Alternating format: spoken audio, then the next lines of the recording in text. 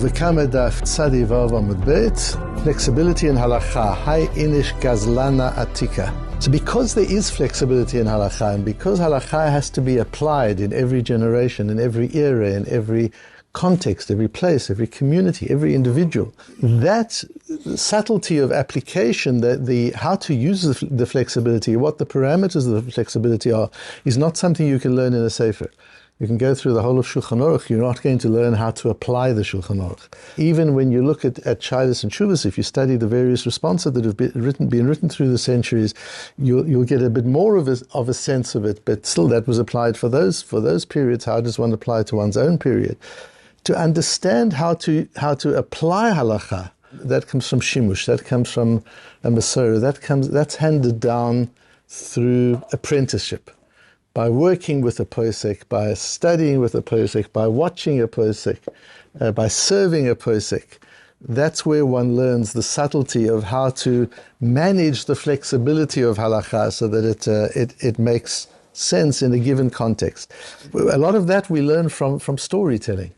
A lot of that you have from personal experience, if one is fortunate, and otherwise you get it from the stories of the great poskim, the Gedolei poskim, and one learns from that. And today is a day of storytelling. We're starting with the Gemara. We have a story in the Gemara, and I'll tell you other stories as well, which will give us insight into 4 dimensions of psak, 4 dimensions of this angle of psak, of making halachic decisions, and they apply to all areas of leadership. It's not only in the area of psak. The one is intuition. If you don't have intuition, you can't paskin. If you don't have intuition, you can't lead. The second is context. You need to understand the context in which you're making the decision. It's not just understanding the material. You can understand the Shulchan Aruch, but do you understand the community in which you're making the decision? Do you understand the circumstances of the people for whom you're making the decision? That's the second level. The third is having responsibility. That there's a different level of accuracy when one has a sense of responsibility and accountability. And the fourth is siyata dishmaya. You've got to be in a situation where you've got support from Hashem, because it's not possible to know all the factors when it comes to psak. You can't even know all the factors in Torah, because Torah is so limitless. You can't even know the material perfectly. You certainly can't know the circumstance perfectly. You know what you can see. And so one needs a lot of siyata dishmaya as well, both in psak and in leadership, to be able to make a decision that is accurate. So we start with a story in the Gemara. How Gavra, once upon a time, there was a man. And the gazal padna de turi michavre. He stole a span of oxen. Azal karav buhu karva. He took his stolen oxen and he plowed his field and he planted his field and his field grew. Zarabu zara lasoif ahadrinu lemare. When he'd finished plowing his fields, he returned the cows. He returned the oxen to the owner. Atul kamed Rav Nachman. They came before Rav Nachman. Amaluhu zilu shumu shvacha de ashbach. Not only do you have to return the oxen, which you've done already, but you've got to evaluate how much gain, financial gain, you received from the work that the oxen did in your field. How much is your field worth now compared to what your field was worth before you stole the oxen? Omale Rove says, Rove is his talmid. Rove is Rav Nachman's talmid. So Rove is sitting, he's doing shimush. He's learning how to paskin.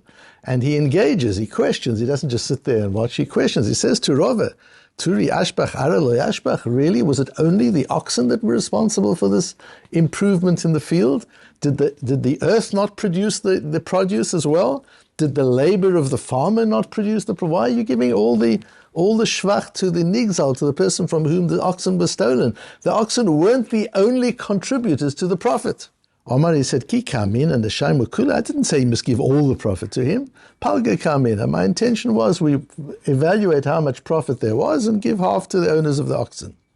Amale says, Rove goes on with his Rabbi Rav Nachman, Sof Gezelahu, v'kohadra ba'eno. Don't you know Hilchas Gezela, Rav Nachman? I'm surprised that you don't know Chesh and Mishpat, that he stole oxen. The din is you return oxen, you return what you stole. The fact that indirectly, clearly you've been over an Isur and so, but just return the oxen. Ditnan kola gazlanin mishalmim kishat hagzela. In our very Mishnah here, the beginning of our Gozel Eitzim, don't you know the Mishnah? That you've got to return it as it is at the time of the Gezela. At this point, Rav Nachman says to Rava, Lo aminalach, haven't I told you before? Ki yativna bedina lo tema li midi. When I'm paskening a shaila, you keep quiet. Don't question me. The Omar Huna Chavrin Eloi, because Rav Huna, our great chaver, our great colleague, Rav Huna himself has said, Ana ushvor malka achi bedina. I and the Shvor Malka, the prince, the majesty, which is Shmuel. They called Shmuel the Shvor Malka as Achi Bedina. We are brothers in Psak. I'm as great as Shmuel. Rav Nachman learnt with Shmuel when he was a very young boy. And he teaches a lot of Shmuel's Torah. Rav Nachman's father was the secretary in Shmuel's Beis Din. So Rav Nachman grows up with the hadrocha of Shmuel, with the system of Shmuel. And Rav Huna said that Rav Nachman is as great as Shmuel when it comes to Psak, and Rav Nachman reminds Rava of this. So you just keep quiet, don't question me. Iinish gazlana atikahu. What I know and you don't know is that this gazlan is a professional gazlan. He's a thief. This is not the first time he's taken anything. This is what he does. He takes people's property and he uses it. Uva'ina de'iknese, and I wanted to punish him. So although if I would just give him the halacha says return the oxen, then he'll go on doing it. You go and steal somebody's oxen, you use them for a few days and you return them. That will just go on and on. I need to stop this behavior, and the way to stop the behavior is by imposing a punishment on him. The Rif paskins from here, that you see from here, that this kind of knas, this kind of punishment, afilu b'chutz la'aretz, you can even apply in chutz. Normally, knas, punishment that is given by a Beis Din, can only be done in Eretz Yisrael by those dayanim, those judges who've got proper smicha going all the way back to Moshe Rabbeinu. But in Babylon, outside of Eretz Yisrael, they weren't allowed to do that. But Rav Nachman was in Bavel. So you see from here, says the Rif, that this is a different kind of knas. This is judicial discretion. This is not a knas that the Torah imposes. This is the dayan, the judge himself decides to impose it, and that kind of knas, the Rif is mechadesh based on the Gemara, that you can do this even in Babylon, which would mean you could do it even today. Because Rav Nachman was in Bavel and he made the knas. And we see also in Sanhedrin that they used to punish people in various different ways. Shalom in Torah, v'lo la'avor al divrei Torah. They're not transgressing the Torah, these judges. Elo la'asot siag la'Torah. Sometimes you've got to protect the Torah. And you remember, I defined for you the difference between the Doraisa and the Darabanan. Doraisas are the halachas given to us for the world as it should be. The Rabbanan are the laws given to us for the world as it is. So the Rabbanan take the ideals of the Torah and they apply it. So ideally, you shouldn't have to do this, but lasot siag la-Torah, because people behave in funny ways and you need to modify their behavior. There are times when leaders of the community have to impose punishment so as to discourage certain behaviors. And that, says the Rif, can be done anywhere. The Bach says there's a different version of the Rif, which is the main one, which adds, but it has to be somebody who's been appointed for that purpose. It can't just be any little village rabbi. The Rashbo brings that in Shailas and Tshuvas. Just notice the Shailas and Tshuva, what number this is. This is number 962, and that's just on Orach Chaim. So the Rashbo, in addition to all the Perushim he wrote on the whole of Shas and the many other things he wrote, Teres Habayis, many things he wrote. 962 we're on here in Orach Chaim alone. It's only one chelik of Shulchan Aruch. You see how prolific the Rashbo was. And the Rashbo says, "Torah shlema shelanu emet." Our Torah is complete and true. V'dinei emet. U'mechayev hashakranim v'ha'almim shelo midin shar bnei adam. And so you've got to treat liars and bullies different from the way you treat other people. There are different rules that apply, because otherwise you'll never stop the liars and the bullies. If you treat liars and bullies the same way as you treat tzaddikim, the liars and the bullies will carry on lying and bullying. If you treat terrorists the same way as you treat an ordinary person in the street, they'll carry on terrorizing people. That's who they are. You've got to treat them differently. It says the Rashba, and the Torah understands that and wants that. The Shulchan Aruch passes it Halacha in Siman Beis. The Vilna Gaon references our Gemara as the source of it. And Rav Kook brings it interesting. Rav Kook wrote a beautiful sefer on the Biur HaGra, on the beginning of Choshen Mishpat, on Hilchos Dayanim. Rav Kook's known for his philosophy, but people don't realize what an enormous posek and Talmid Chochem the Rav Kook was. And he brings it, he doesn't say dafke if it's the senior dayan has been appointed, he just brings it as a din that one's allowed to do. So what's interesting here is to notice that Rav Nachman doesn't criticize Rava and say, Rava, don't you know Simon such and such, Sif such and such, you've forgotten that. Their argument is not on halachic content. Their argument is not about whether or not some particular law applies or it doesn't. What is the argument? What does Rav Nachman say to Rava? Rava, you're right. If this was an ordinary case, you're right. But what you're missing is what we call the fifth chelik of Shulchan Aruch. There was a case with Baruch Tumim Frankel, this was the 18th century, where a young man came to him for smicha, and he questioned him in all 4 sections of Shulchan Aruch. Aruch Chaim, Yeredeya, Even Oezer, Choshen Mishpat, the man knew it all. Very, very impressive. So Baruch Frankel says, you know Shulchan Aruch, I need to test you now on the fifth chelik. Do you know the fifth chelik of Shulchan Aruch? And the young man said, there are only 4 halakim, there are only 4 sections of Shulchan Aruch, and I know all 4 itzes. Said Baruch Frankel, no, there's a fifth chelik. The fifth chelik is that which can't be written. You either get it or you don't. It's the common sense. It's the intuition that comes with halacha. And since then, we've called it the fifth chelik of Shulchan Aruch. And here you see Rav Nachman saying to Rava, don't question me when I paskin, because when I paskin, I don't just use the 4 halakim of Shulchan Aruch. I don't just use the 4 sections of Shulchan Aruch, which you're bringing proof from. I use the fifth chelik of Shulchan Aruch as well. And therefore that applies. It's interesting that when Reb Shlomo Zalman Auerbach gave as an example of this fifth chelik of Shulchan Aruch, a beautiful story of Rabbi Zalman, Yerushalayim. There was a young boy who was talking in Torah there after the shir. They used to gather around Rabbi Zalman and they used to talk in Torah. And this young boy said something, this young man said something, it was brilliant. And Rabbi Zalman goes on and he praises him, how brilliant, what an unbelievably brilliant. And the young man is feeling very embarrassed, because the truth is, it wasn't his thought. He got it from the Shach in Shulchan Aruch. And he wanted to say to Rabbi Zalman, no, don't praise me that much, this wasn't mine, this is the Shach. But Rabbi Zalman didn't give him a chance to say it. He just kept on going on, what a wonderful boy you are. Afterwards, Rabbi Zalman called the young man and said, I know that was a shach, that wasn't yours. But you're getting on in years. Clearly you're having trouble finding a shidduch. I wanted all the Rabbonim in the room to know what a great boy you are. And so I made as if it was your idea, so that you should be able to get a good shidduch. Rabbi Shlomo Zalman says that's fifth chelik of Shulchan Aruch. To realize, to minimize yourself, to elevate the other, to give him a chance, give him a leg up. What does it hurt you? But it looks as if Rabbi Zalman is making himself look as if he doesn't know that it's a shach. Doesn't matter. That's fifth chelik of Shulchan Aruch, Rabbi Shlomo Zalman used to say. And so that's the intuition. That's the one piece that one needs. The second is context. So Rav Nachman says to Rava, it's not just intuition. I know this man. I know this community. He's done it before. You just walk in from the outside and you're quoting Simonim and Shulchan Aruch to me, but you're not looking at the context. You're not looking at the situation to which we're applying that. I was fortunate to learn that so many times from Rabbeim.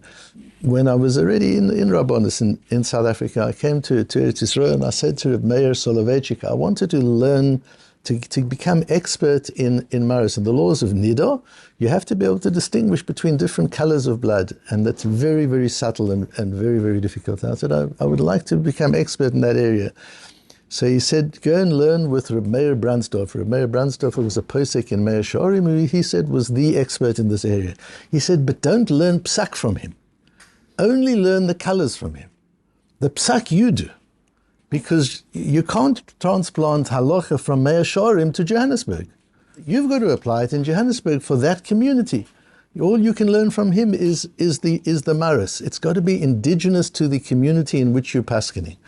And that's why the local rov is so important. The rov of the kihila is so important. Yes, you can go to the Godel Hador, you can go to Bnei Brak, you can go to Yerushalayim, you can go to New York, you can ask the Godel Hador, but you're going to get the pure halacha, you're not going to get applied halacha. And applied halacha has to be by the rov, and that's why you ask the shaila to the local rov. If the local rov needs to, he'll go to the Godel Hador, and he'll get the psak from the Godel Hador, and then he'll bring it back and he'll apply it indigenously in his own community. That's the role of the local rov, which becomes so important. My father used to tell me that once a woman came into Rabbi Lapin. He was busy, he was preparing his shir, and she comes with an egg spot. Is the egg kosher or isn't it? Showed him the blood on the egg. He looks at it, he takes down the Shulchan Aruch, and he goes and he spends 15 minutes on it. He says, no, it's kosher. My father said to Rebbe, really? Did you need to, you really needed to look up the Shulchan Aruch? He said, no, but if I didn't take the shaila seriously, she wouldn't come and ask again. She needs to know that it was a good question. that I had to look it up. She needs to feel proud that she brought it. That's knowing the person. That's what a Rov does when he knows the person. You don't get that if you just go to a posek who's in another city. And one of the very difficult questions that I brought to Reb Moshe, when I had the amazing opportunity of living in Reb Moshe's house and learning with him and with his grandson for literally 3 months before he passed away. For 6 weeks I lived in his house. And I asked him once something that applied in South Africa, and he said, look, I can't paskin for you because I don't know the situation. I don't know South Africa. You there. I'll give you the principles. Here are the principles, I'll teach you the principles, and you have to go and you paskin there. So over and over again, I got that message of the importance of the local, of the person who understands the context of the shaila. And the third one is, we've got intuition, we've got context. The third one is responsibility. And there I've often given you the example of I was learning shchita by that same Reb Meir Brandstorfer, and he was teaching me how to check a knife. There was a shochet that he took me to in Meir Shorim. He was teaching me how to check a knife, and he asked me to check a knife, and I couldn't find anything wrong with it. And he said, try again. Eventually he said, look, I can't use this knife. The knife is posel. The knife is not okay. Tell me where the problem is. I couldn't find it. I said, the knife is perfect. He shook his head. He said, come outside. And he showed me all the Jews in Meir Shorim. He said, these are my customers. You've got smicha already. Take the knife. If you hand it to me, I'll shech, they'll eat. And it'll be on your head. Now check the knife again. Oh, and then it was easy. Then I could find exactly what was wrong with it. He said, you should remember, never paskin if you don't have responsibility.